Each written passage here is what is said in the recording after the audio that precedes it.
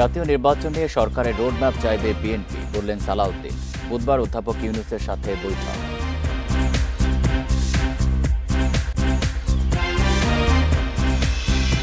গাফিলতি করলে হজ এজেন্সির লাইসেন্স বাতিল করার হুঁশিয়ারি উপদেষ্টার। অনিশ্চয়তায় প্রায় 10,500 হজযাত্রী।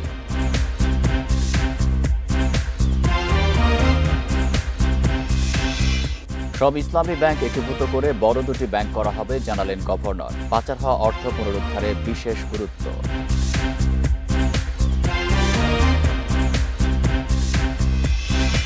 নববর্ষে শোভাযাত্রার নাম ঠিক করবে ঢাকা বিশ্ববিদ্যালয়, বললেন উপদেষ্টা। 12 জেলায় সাধু সম্মেলন, ঢাকায় হবে কনসার্ট।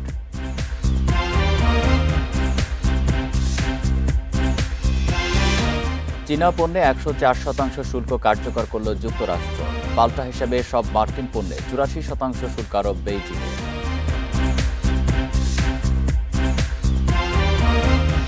বান্ডেল থাকলে প্রতি সেনমানিতে টাকা বাঁচবে। বিকাশ সেনমানি বান্ডেল কিনে জিতুন প্রতি লেনদেনে। স্বাগত বিরতিহীন রাত 9টায় বাংলাদেশে। আপনাদের সাথে আছি আমি আলী আশরাফ। শুনছিলেন শিরোনাম, যাচ্ছি পুরো খবরে। নির্বাচন নিয়ে ধোঁয়াশা কাটাতে প্রধান উপদেষ্টার কাছে রোডম্যাপ চাইবে বিএনপি। এজন্য 16 এপ্রিল প্রধান উপদেষ্টার সঙ্গে বৈঠক করবে দলটি। বুধবার রাজধানীতে সংবাদ সম্মেলনে একথা জানিয়েছেন দলটির স্থায়ী কমিটির সদস্য সালাউদ্দিন আহমেদ। এছাড়া শেখ হাসিনাকে ফেরানো নিয়ে অধ্যাপক ইউনূস ও নরেন্দ্র মোদীর আলোচনাকে স্বাগত জানিয়েছে বিএনপি। বুধবার দুপুরে গুলশানে চেয়ারপারসনের রাজনৈতিক কার্যালয়ে সংবাদ সম্মেলন করেন বিএনপির স্থায়ী কমিটির সদস্য সালাউদ্দিন আহমেদ। জাতীয় নির্বাচন, সংবিধান সংশোধনী সহ সাম্প্রতিক বিভিন্ন বিষয়ে কথা বলেন তিনি। জানান, বিএনপি মনে করে জুনের আগে নির্বাচনে সব প্রস্তুতি সম্ভব। অন্তর্বর্তী সরকারের কাছে তাই দ্রুত নির্বাচনের রোডম্যাপ চাইবে দলটি। আমরা মাননীয় প্রধান উপদেষ্টার কাছে সুনির্দিষ্টভাবে আগামী জাতীয় সংসদ নির্বাচনের জন্য ডিসেম্বরের আগে একটা রোডম্যাপ অবশ্যই আমরা চাইব, যাতে উনি ক্লিয়ারলি জাতির সামনে যথাযথ প্রক্রিয়ায় উপস্থাপন করেন। সংবিধানের রাষ্ট্র পরিচালনার মূলনীতিতে কিছু বিভ্রান্তি আছে উল্লেখ করে সালাউদ্দিন আহমেদ বলেন, পঞ্চদশ সংশোধনীর পূর্বাবস্থা বহাল চায় বিএনপি। তবে ধর্মনিরপেক্ষতা বাতিল নিয়ে কোনো প্রস্তাবনা দেয়নি দলটি। এ বিষয়ে ভুল ব্যাখ্যা দেয়া হয়েছে বলেও দাবি তার। এখানে মিস ইন্টারপ্রিট করা হয়েছে। যেটা স্প্রেডশিট আমাদেরকে দেয়া হয়েছিল জাতীয় ঐকমত্য কমিশন থেকে, সংবিধান সংস্কার কমিশনের রিপোর্টের ভিত্তিতে, এটা আসলে একটা অপূর্ণাঙ্গ বিষয়। অন্য এক প্রশ্নের উত্তরে সালাউদ্দিন আহমেদ বলেন, শেখ হাসিনাকে ফিরিয়ে দেওয়ার বিষয়ে ভারতের প্রধানমন্ত্রী নরেন্দ্র মোদীর সাথে প্রধান উপদেষ্টার যে আলোচনা হয়েছে তা জনগণের দাবি। একে স্বাগত জানায় বিএনপি। এদিকে গাজায় ইসরায়েলের আগ্রাসনের প্রতিবাদে বিক্ষোভ করেছে বিএনপি। জাতীয় প্রেস ক্লাবের সামনে জাতীয়তাবাদী ওলামা দলের কর্মসূচিতে বিএনপি নেতা শহীদ উদ্দিন চৌধুরী অ্যানি বলেন, গাজায় গণহত্যা বন্ধ না হওয়া পর্যন্ত প্রতিবাদ চলবে। আমরা বিএনপি, আমরা বাংলাদেশ জাতীয়তাবাদী দল, তারেক রহমানের নেতৃত্বে এই প্রতিবাদের ভাষাকে অব্যাহত রাখবো যতদিন পর্যন্ত গণহত্যা বন্ধ না হচ্ছে। গাজায় গণহত্যার প্রতিবাদ ও ফিলিস্তিনিদের প্রতি সংহতি জানিয়ে রাজধানীতে সচেতনতামূলক লিফলেটও বিতরণ করে BNP. Buddhadeb Kundu, independent news, Dhaka. July অভ্যুত্থানে আবু সাঈদ হত্যায় 26 জন জড়িত থাকার প্রাথমিক প্রমাণ পেয়েছে আন্তর্জাতিক অপরাধ ট্রাইব্যুনালের তদন্ত সংস্থা। এর মধ্যে বেগম রোকেয়া বিশ্ববিদ্যালয়ের সাবেক প্রক্টর সহ 4 জন গ্রেপ্তার রয়েছেন, বাকিরা পলাতক। গুরুত্বপূর্ণ এই মামলার তদন্ত আগামী 2 মাসের মধ্যে শেষ করতে ট্রাইব্যুনাল থেকে সময় নিয়েছে প্রসিকিউশন। জুলাই আন্দোলনের আইকনিক নাম রংপুরের বেগম রোকেয়া বিশ্ববিদ্যালয়ের শিক্ষার্থী শহীদ আবু সাঈদ 16 জুলাই দুপুরে বুক পেতে দিয়েছিলেন পুলিশের গুলির সামনে। এ সময় খুব কাছ থেকে তাকে গুলি করে হত্যা করা হয়। মানবতাবিরোধী অপরাধের এই মামলায় বুধবার এএসআই আমির হোসেন, তাজহাট থানার কনস্টেবল সুজন চন্দ্র রায়, বেগম রোকেয়া বিশ্ববিদ্যালয়ের সাবেক প্রক্টর শরীফুল ইসলাম ও বিশ্ববিদ্যালয় ছাত্রলীগের সাধারণ সম্পাদক ইমরান চৌধুরীকে কারাগারে পাঠায় ট্রাইব্যুনাল। আলোচিত এ হত্যার তদন্ত এরই মধ্যে অনেক দূরে গিয়েছে। 26 জনের বিরুদ্ধে প্রাথমিকভাবে এখন পর্যন্ত আমরা অভিযোগ পেয়েছি। আমাদের তদন্ত প্রায় শেষ পর্যায়ে। এখানে পুলিশ অফিসারও আছেন, সাধারণ মানে ছাত্রলীগ যুবলীগ অর্থাৎ অ্যাট্রোসিটির সাথে যারা জড়িত, সেই ক্ষেত্রে আওয়ামী লীগের হেলমেট বাহিনী আছে, তাদের সহযোগী আছে, এছাড়া যারা অপরাধকে বিভিন্নভাবে উৎসাহিত করেছে, প্ররোচিত করেছে, ষড়যন্ত্র করেছে, তাদের নাম আছে। মানবতাবিরোধী অপরাধের এই মামলার তদন্ত আগামী 2 মাসের মধ্যে শেষ করতে সময় বাড়িয়েছে ট্রাইব্যুনাল। তদন্তে প্রমাণ মিললে প্রধান নির্দেশদাতা হিসেবে আসামি হতে পারেন শেখ হাসিনাও। আমি কি বলেছি কোথাও যে শেখ হাসিনাকে আসামি করা হয় নাই? হয়েছেও বলি নাই, হয় নাইও বলি নাই। ওনার ইনভেস্টিগেশনে অনেক ঘটনাই ঘটেছে, তদন্তে আসবে। এই মামলার সাথে সম্পৃক্ততা থাকলে তিনি আসামি হবে। আর এই মামলাতে, এই ধরনের আইসিটির মামলায় আপনারা জানেন যে একাধিক আসামি, একাধিক বিচার হতে কোনো বাধা নাই। একটা ঘটনাতে 5টা মামলা হতে পারে, 5টা বিচার হতে পারে। গত 13 জানুয়ারি 25 জনের বিরুদ্ধে ট্রাইব্যুনালে অভিযোগ দায়ের করে আবু সাঈদের পরিবার। 23 ফেব্রুয়ারি তা মামলা আকারে দাখিল করেন chief prosecutor. Zahidul Bashar, independent news, Dhaka. হঠাৎই দুর্নীতি দমন কমিশনে হাজির হলেন জাতীয় নাগরিক পার্টির 2 নেতা হাসনাত আব্দুল্লাহ ও সার্জিস আলম। তারা লিখিত অভিযোগ জমা দিয়েছেন, তবে কার বিরুদ্ধে কী অভিযোগ এনেছেন তা গোপন রেখেছেন দুজনই। সেই তথ্য জানায়নি দুদকও। তবে সার্জিস আলম অভিযোগ করেন, অতীতে অনেকেই দুদক ব্যবহার করে গড়ে তুলেছেন অর্থের পাহাড়, আর নিরাপরাধ অনেকেই হয়েছেন হয়রানির শিকার। এনসিপির দক্ষিণ অঞ্চলের মুখ্য সংগঠক হাসনাত আব্দুল্লাহ ও উত্তর অঞ্চলের মুখ্য সংগঠক সার্জিস আলমের অভিযোগ কার বিরুদ্ধে তা নিয়ে সংশয় থেকেই গেল। 2 নেতা বুধবার দুপুরে দুর্নীতি দমন কমিশনের চেয়ারম্যান আব্দুল মোমেনের সাথে সোয়া 1 ঘণ্টার মতো বৈঠক করেন, জমা দেন লিখিত অভিযোগ।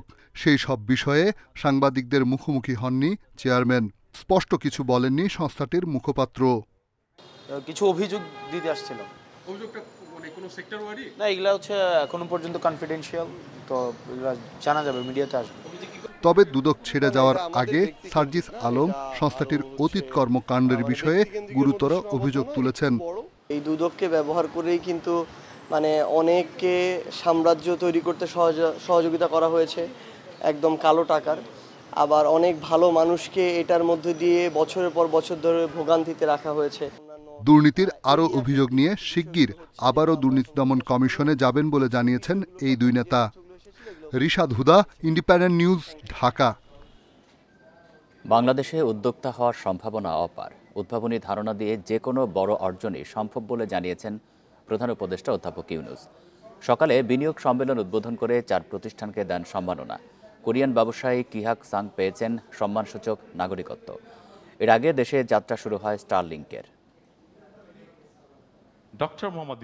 রাজধানীর হোটেল ইন্টারকন্টিনেন্টালে চীন, যুক্তরাষ্ট্র সহ অর্ধশত দেশের বড় বিনিয়োগকারীদের নিয়ে বাংলাদেশ বিনিয়োগ সম্মেলন। বুধবার দুপুরে এর আনুষ্ঠানিক উদ্বোধন করেন অন্তর্বর্তী সরকার প্রধান অধ্যাপক মোহাম্মদ ইউনূস। এ সময় বিনিয়োগের ক্ষেত্রে বিশেষ অবদানের জন্য 4 বিভাগে 4 প্রতিষ্ঠানকে দেন সম্মাননা। সম্মানসূচক নাগরিকত্ব দেন ইয়াং ওয়ান কর্পোরেশনের চেয়ারম্যান কিহাক সাংকে।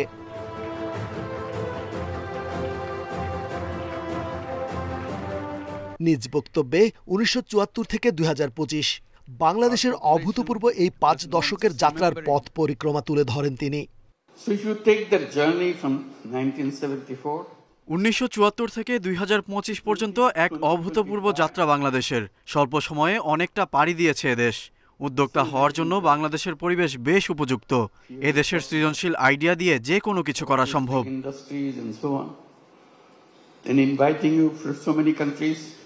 তরুণদের সামর্থ্যের কথা সামনে এনে বলেন, তাদের সম্মিলিত প্রচেষ্টাই বিশ্বকে বদলে দেবে। সেক্ষেত্রে বাংলাদেশের সম্ভাবনাও অসীম।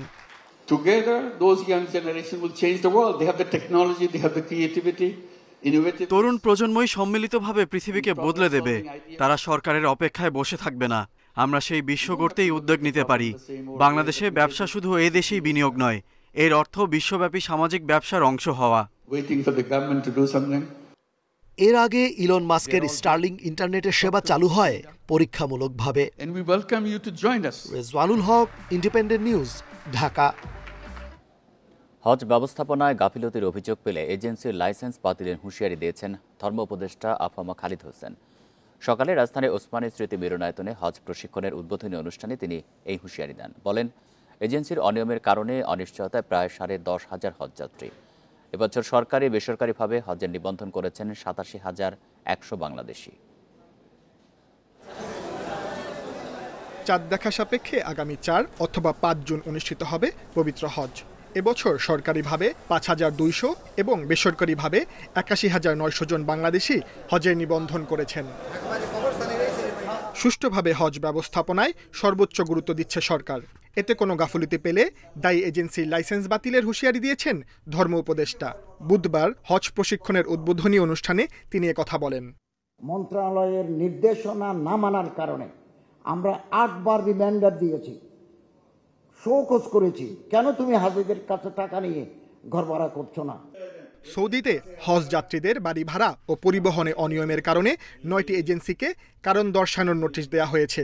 নির্ধারিত সময়ে এর সুরাহা না হলে অভিযুক্তদের বিরুদ্ধে ব্যবস্থা নেবে মন্ত্রণালয়। 9টা 15 মিনিট পর্যন্ত 6,575 জন হাজির ঘর ভাড়া মক্কায় হয় নাই, এজেন্সিরা করে নাই। 8 agencies are liable for that. হজ যাত্রীদের চিকিৎসায় সৌদি আরবে 200 চিকিৎসক, নার্স ও 1 কোটি টাকার ঔষধ নেওয়া হচ্ছে। আগামী 29 এপ্রিল বাংলাদেশ থেকে হজ যাত্রীদের নিয়ে ঢাকা ছাড়বে প্রথম flight. Sajjad Hossain, independent news. এবার বড় মৌসুমে 49 টাকায় চাল ও 36 টাকা কেজি দরে ধান কিনবে সরকার, যা গত বছরের চেয়ে কেজিতে 4 টাকা বেশি। বুধবার দুপুরে সচিবালয়ে খাদ্য উপদেষ্টা জানান 24 এপ্রিল শুরু হবে সংগ্রহ অভিযান। অর্থ উপদেষ্টা জানান ধান চাল সংগ্রহের লক্ষ্য পূরণ হলে কোনো খাদ্য সংকট হবে না। আসন্ন বড় মৌসুমে অভ্যন্তরীণ বাজার থেকে ধান চাল কিনতে বুধবার দুপুরে সচিবালয়ে অর্থ উপদেষ্টার সভাপতিত্বে বসে খাদ্য পরিকল্পনা ও পরিধান কমিটির সভা। সভায় বড় মৌসুমে অভ্যন্তরীণ বাজার থেকে 17.5 লাখ টন ধান ও চাল কেনার সিদ্ধান্ত হয়। এর মধ্যে 3 লাখ টন ধান ও সেদ্ধ চাল 14 লাখ টন। প্রতি কেজি বোরো ধান 36 টাকা আর সেদ্ধ চাল কেনা হবে 49 টাকা দরেই। গত বছরের তুলনায় কেজিতে 4 টাকা বেশি। একই সঙ্গে 36 টাকা দরে গম কেনারও সিদ্ধান্ত হয়েছে বলে জানান খাদ্য উপদেষ্টা। ধান প্রতি কেজি 36 টাকা স্যার তো বললেন, আর চাল প্রতি কেজি 49 টাকা, আর গম প্রতি কেজি 36 টাকা। ধানের জন্য 3.5 লাখ মেট্রিক টন, আর চালের জন্য 14 লাখ মেট্রিক টন। গমের জন্য আমরা কোনো লক্ষ্যমাত্রা নির্ধারণ করি না, যতটুকু পাওয়া যায়। অর্থ উপদেষ্টা জানান সরকার যে পরিমাণ ধান, চাল ও গম সংগ্রহের লক্ষ্য নির্ধারণ করেছে তাতে বর্তমান অর্থনৈতিক পরিস্থিতিতে কোনো খাদ্য সংকট হবে না। আর ধানের উৎপাদন এবার লক্ষ্যমাত্রার চেয়ে বেশি হবে বলে আশা প্রকাশ করেন কৃষি উপদেষ্টা। আমরা কিন্তু নিয়মিতভাবে সার আমদানি করে, চাল বিভিন্ন আমদানি করে মোটামুটি কিন্তু আমরা স্টেবল রেখেছি। এই প্রেক্ষিতে আমরা তখন আবার ধানের এবং চালের সংগ্রহ বিষয় আমরা করেছি। আমাদের টার্গেটটা মোটামুটি পরিপূর্ণ হয়েছে।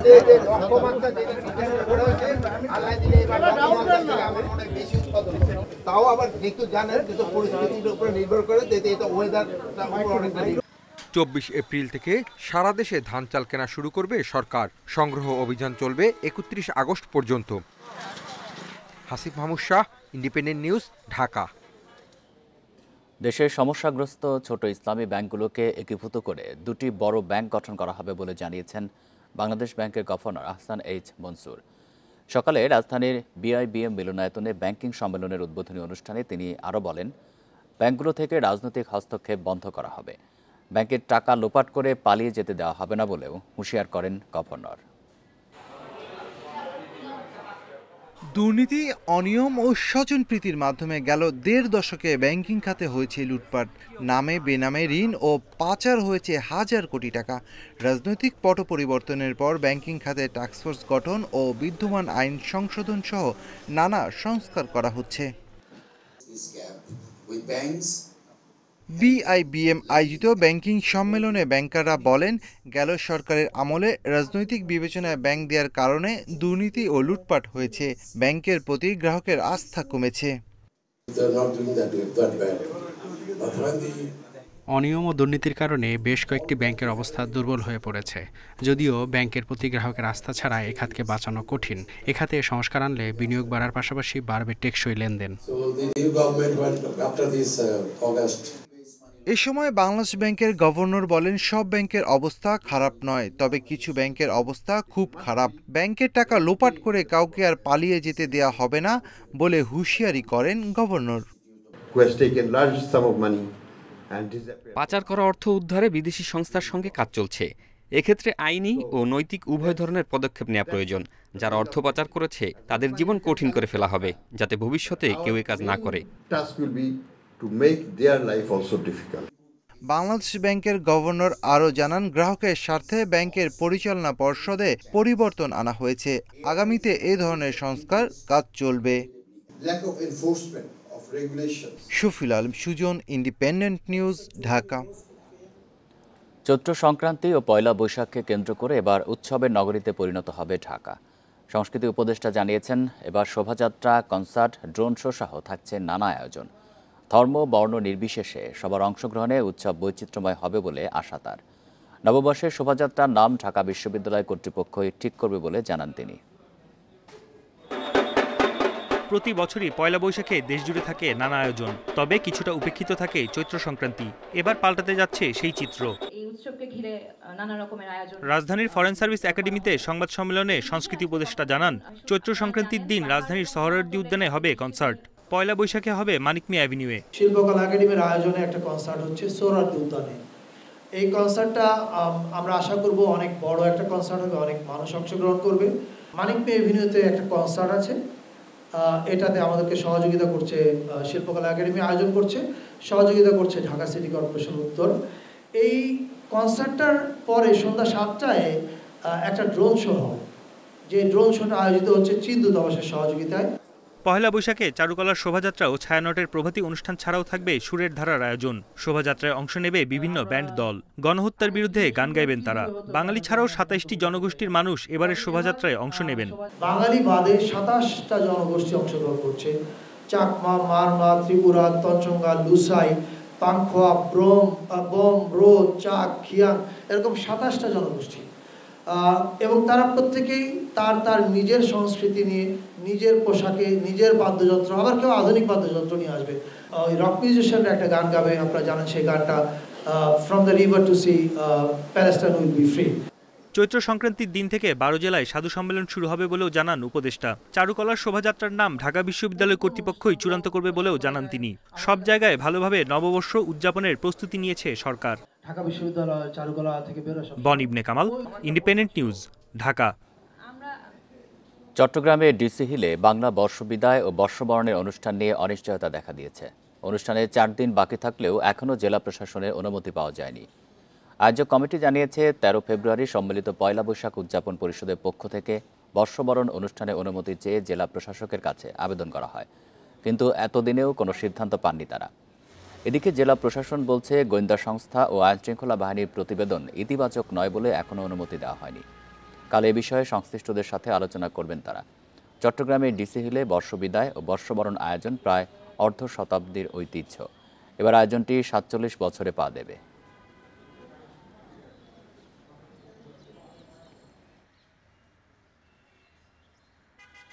এভাবে স্থগিত কেন হচ্ছে? আপনার 46 বছর একটা অনুষ্ঠান প্রতি বছর করে আসছে, অনেক ঝড়, অনেক তুফান গেছে, কেউ তো তেমন একটা কিছু করেনি, কিন্তু আপনারা বন্ধ করে দিচ্ছে। পরিবর্তিত প্রেক্ষাপটে আমাদের এই বিষয়গুলো মাথায় রাখতে হচ্ছে, যাতে করে কোনো রকম কোনো ষড়যন্ত্রকারী বা কোনো স্যাবোটাজ করতে না পারে।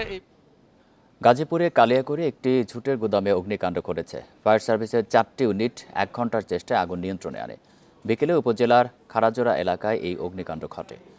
ফায়ার সার্ভিস জানিয়েছে, বুধবার বিকেলে কালিয়াকৈর ফায়ার সার্ভিস অফিসের কাছেই একটি ঝুটের গুদামে আগুন লাগে। খবর পেয়ে কালিয়াকৈর ফায়ার সার্ভিস ও কোনাবাড়ি ফায়ার সার্ভিসের 4টি ইউনিট 1 ঘন্টার চেষ্টায় আগুন নিয়ন্ত্রণে আনতে সক্ষম হয়। এই ঘটনায় হতাহতের কোনো খবর পাওয়া যায়নি। আগুন লাগার কারণ ও ক্ষয়ক্ষতির পরিমাণ জানা যায়নি বলেও জানিয়েছে ফায়ার সার্ভিস।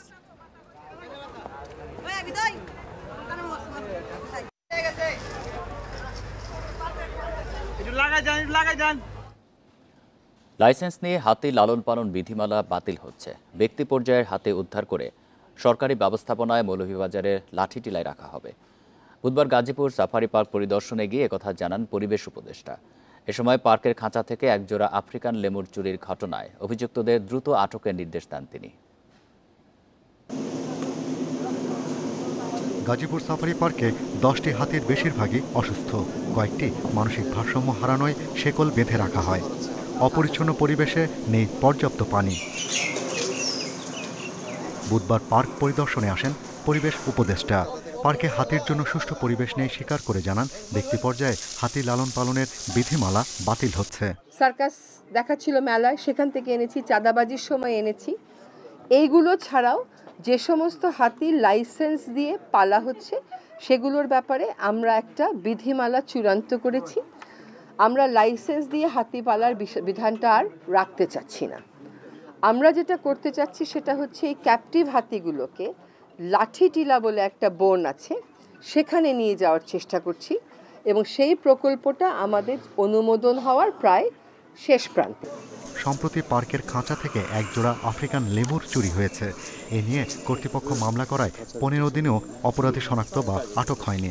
মামলাটা কয়দিন পরে হয়েছিল? মামলা গত 25 দিন হয়েছে। উপদেষ্টা জানান পার্কে এর আগেও ম্যাকাও পাখি ও নীল গাই চুরি হয়েছে, তাই কড়া প্রশাসনিক ব্যবস্থার হুঁশিয়ারি দেন তিনি। আপনারা এটা নিশ্চিত থাকেন যে যদি কেউ দোষী সাব্যস্ত হয় তাহলে সে অবশ্যই কঠোরতম শাস্তির মুখোমুখি হবে, এবং শুধুমাত্র চাকরিচ্যুতি বা সাসপেনশন এই জাতীয় শাস্তি না। যদি শাস্তি দিতে হয় তাহলে শাস্তি এমন হতে হবে যে শাস্তি কার্যকর, ভবিষ্যতে জানিয়ে আরেকজন ভয় পায়। সাফারি পার্কে প্রায় 2000 প্রাণীর জন্য রয়েছে মাত্র একজন চিকিৎসক। নতুন জনবল নিয়োগে সংকট কাটানোর আশা উপদেষ্টার। সেই সাথে দেশের একমাত্র নিঃসঙ্গ ছোট লেজ বানর ও 2টি আফ্রিকান জাগুয়ার রক্ষায় বিদেশি পরামর্শক নিয়োগের কথা জানান রিজওয়ানা হাসান। Shahriar Anirban, Independent news, Dhaka. যুক্তরাষ্ট্রের 104% শুল্কের জেরে এবার মার্কিন পণ্যে আরও 50% শুল্ক আরোপের ঘোষণা দিয়েছে চীন। এ নিয়ে 2 ধাপে শুল্ক বেড়ে হয়েছে 84%। পাল্টাপাল্টি পদক্ষেপে 2 দেশের মধ্যে আবারও বাণিজ্য যুদ্ধ শুরু হলো বলে মনে করছেন বিশ্লেষকেরা। বৈশ্বিক অর্থনীতিতে এটি নেতিবাচক প্রভাব ফেলবে বলেও মনে করছেন তারা। 2 এপ্রিল চীনা পণ্যে 34% শুল্ক আরোপ করেন মার্কিন প্রেসিডেন্ট ডোনাল্ড ট্রাম্প। এর জবাবে 4 এপ্রিল যুক্তরাষ্ট্রের পণ্যে একই পরিমাণ শুল্ক আরোপ করে চীন। দেশটির এমন পদক্ষেপে ক্ষুব্ধ হন ট্রাম্প। এটি প্রত্যাহার না করলে আরও 50% শুল্ক আরোপের হুঁশিয়ারিও দেন তিনি। তবে চীন অনড় থাকে, ফলে বুধবার থেকে দেশটির উপর আরও 50% শুল্ক কার্যকর করে যুক্তরাষ্ট্র। এ নিয়ে চীনা পণ্যে শুল্ক বেড়ে দাঁড়ায় 104%। তবে এবারও ছাড় দেয়নি বেইজিং। মার্কিন পণ্যে শুল্ক বাড়িয়ে 84% করে চীন। এটি বৃহস্পতিবার থেকে কার্যকর হচ্ছে বলে জানিয়েছে চীনের অর্থ মন্ত্রণালয়। যুক্তরাষ্ট্রের 104% শুল্ককে নিপীড়নমূলক আখ্যা দিয়ে এর জবাবে বাড়তি শুল্ক ধরা হয়েছে বলে জানায় তারা। বুধবার চীনের বাণিজ্য বিষয়ক শ্বেতপত্রে দাবি করা হয় বাণিজ্যে 2 দেশের জন্য লাভজনক অবস্থান ধরে রাখার চেষ্টা করেছে বেইজিং। যুক্তরাষ্ট্রের বাড়তি শুল্কে বৈশ্বিক বাণিজ্য ব্যবস্থা, নিরাপত্তা ও সরবরাহ ব্যবস্থায় স্থিতিশীলতা ক্ষতিগ্রস্ত হবে। চীন যুক্তরাষ্ট্রের পাল্টাপাল্টি শুল্কারোপে এশিয়ার শেয়ার বাজারে আবারও পতন হয়েছে। বুধবার ইউরোপের শেয়ার বাজারে লেনদেন শুরু হওয়ার পরপরই সূচক নেমে যায়। এদিকে জ্বালানি তেলের দাম আরও কমেছে। অপরিশোধিত তেল এখন ব্যারেল প্রতি $60, যা 4 বছরের মধ্যে সর্বনিম্ন। দর কমেছে ডলারেরও। সব মিলিয়ে মন্দার আশঙ্কা আরও বাড়ছে বলে মনে করছেন বিশ্লেষকরা। সায়রা খান, ইন্ডিপেন্ডেন্ট নিউজ। এই ছিল এখনকার সংবাদে। ধন্যবাদ সবাইকে।